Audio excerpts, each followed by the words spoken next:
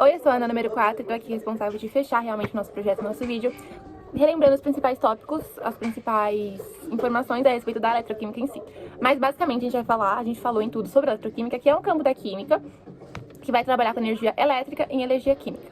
A gente não pode falar de eletroquímica e não falar de reações redox, de oxidação e redução. A oxidação é quando ali a substância ela vai perder elétrons, ou seja, ela vai ficando positiva. E a redução é o oposto, vai ser quando ela ganha elétrons e fica cada vez mais negativa. Essas reações elas sempre acontecem juntas, então a gente classifica normalmente como reações de oxi-redução. Agora a gente precisa passar para a pilha eletroquímica, né, que pode ser chamada de célula galvânica, entre outros. Basicamente, o que uma pilha faz é converter energia química em elétrica. E um exemplo muito famoso e um até dos mais utilizados dentro desse campo da eletroquímica é a pilha de Daniel, que tem dois compartimentos, zinco e cobre. É bem conhecido basicamente essa pilha, zinco e cobre, são as mais utilizadas. E a diferença de potencial entre esses eletrodos gera corrente elétrica. Só para o nosso resumo conseguir ficar bem completo, a gente vai falar um pouquinho também sobre a lei de Faraday, que é basicamente, ela vai dizer que a quantidade de matéria ela tem que ser proporcional ali à quantidade de energia gerada. Ou seja, a quantidade de carga elétrica que vai passar pela célula.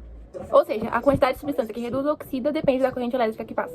Outro tópico importante na eletroquímica é a eletrólise, onde a disparada principal diferença é que é completamente o oposto da pilha, que eu não disse, mas agora ressaltando, é uma reação espontânea e sempre a gente vai ter o DP positiva. Na eletrólise, a gente tem uma reação que não é espontânea, né? E tem a DP negativa.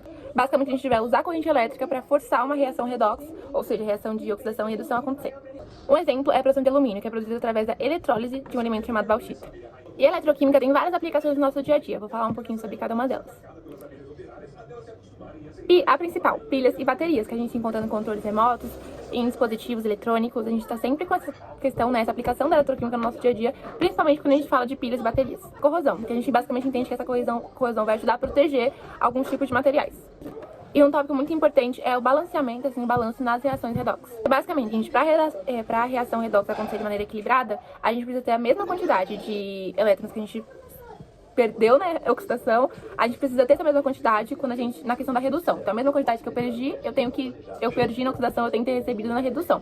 E é por isso que a gente faz aquela questão da lei de Hertz, a gente vai somar ali as equações, a gente pode mexer um pouco, multiplicar e tal, para a gente conseguir ter essa igualdade, ter esse balanço, esse balanceamento nas reações redox. Agora vamos falar um pouco sobre a nomenclatura eletroquímica. Basicamente, a gente tem os eletrodos, são chamados as partes metálicas que estão em contato com a solução dentro de uma célula eletroquímica. Então, é a parte metálica dentro da solução. Quando a gente pensa na pilha de Daniel lá, a gente tem, assim, dois recipientes, a gente tem a ponta salina, a gente tem aquele fio, a parte do ânodo, a parte do cátodo, polo positivo, polo negativo. Nós temos os eletrodos, que são as partes metálicas. Então, tipo assim, na pilha de Daniel a gente consegue pensar no eletrodo de zinco e no eletrodo de cobre. Então, são como se fossem as barras, sabe? Aí a gente tem também os ânodos, que são os eletrodos pelo qual a corrente elétrica que circula numa célula entra na solução. Então, a gente tem o ânodo, que é o lugar. Eu gosto de pensar como ânodo é o lugar onde acontece a oxidação. E é basicamente os eletrodos pelo qual a corrente elétrica que circula numa célula entra na solução. Os cátodos é basicamente ali o contrário, né? Onde através da corrente elétrica vai deixar a solução. Os eletrólitos são assim chamadas todas as soluções que conduzem a corrente elétrica. Então, novamente, dentro da pilha de Daniel, a gente tem os eletrodos como se fosse a barra de cobre, a barra de zinco. Mas a gente tem aquela solução, normalmente é numa solução aquosa, que a gente tem os eletrólitos, eletrólito de magnésio, eletrólito, enfim, de alguma substância. Basicamente é o que tá ali, que vai... a parte como se fosse...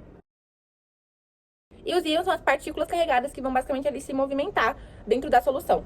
O que eu tava querendo explicar na questão dos eletrólitos é que a gente tem o eletrodo, como se fosse a barra de cobre, a barra de zinco, a gente tem os eletrólitos, que é como se fosse assim, o solvente, porque normalmente é alguma coisa aquosa, né, e tal. E esses íons, eles vão ter que se movimentar nessa solução. Solução é soluto solvente. Então, por isso eu quis dizer essa questão dos eletrólitos normalmente ser alguma solução aquosa, de alguma coisa e tal.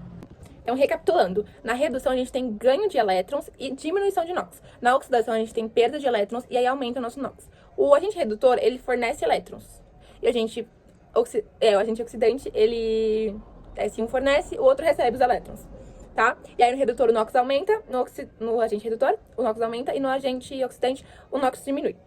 E aqui, cada substância possui uma maior ou menor tendência de perder elétrons. Tendência essa chamada de potencial de oxidação. Então, o que seria o potencial de oxidação de alguma substância? É basicamente ali a probabilidade que ela tenha a tendência, que ela tenha a perder ou a ganhar elétrons. Deste modo, uma substância X que tem um potencial de oxidação maior, potencial de oxidação maior que a substância Y, irá perder seus elétrons gradativamente para as substâncias, se as duas estiverem juntas. Então, a gente tem uma pilha de Daniel com um eletrodo ali de cobre, outro de zinco.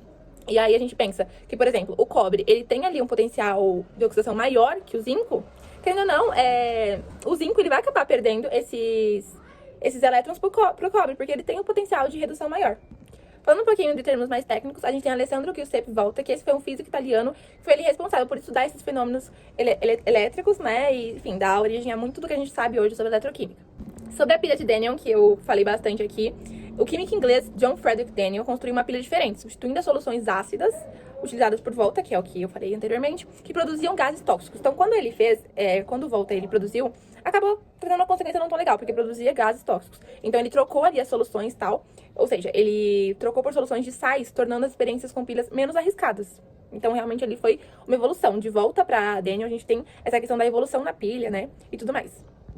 E aí que a gente tem também a questão da ponte salina, né? Por isso que na pilha de Daniel a gente tem a ponte salina, porque foi justamente com essa intenção de produzir menos gases tóxicos que eram produzidos nas pilhas de Volta, que veio essa ponte salina com a utilização de soluções de sais para, enfim, causar menos consequências ruins. E falei bastante da ponte salina, mas a principal função dela é manter os eletrodos neutros ali para migração dos íons, né? Que vai passando e tal. Então a ponte salina ela precisa manter esses eletrodos neutros para acontecer da maneira correta.